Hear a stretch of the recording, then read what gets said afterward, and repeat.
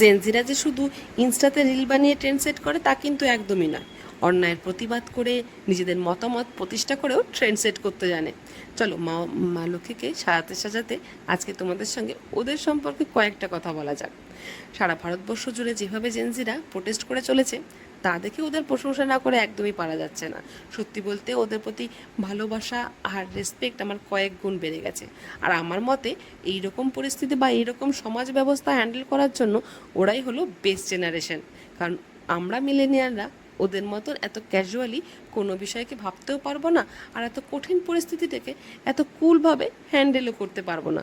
তাই তো ওদের প্রোটেস্ট দেখে আমাদের কখনো হাসি পাচ্ছে, কখনো মজা লাগছে, আবার কখনো বা ওদের দেখে কষ্টও হচ্ছে। সত্যি বলতে আমরা মিলেনিয়ালরা শুধুমাত্র পরিস্থিতিকে মানিয়ে নিয়ে সবটা সহ্য করতে শিখেছি, প্রতিবাদ নয়।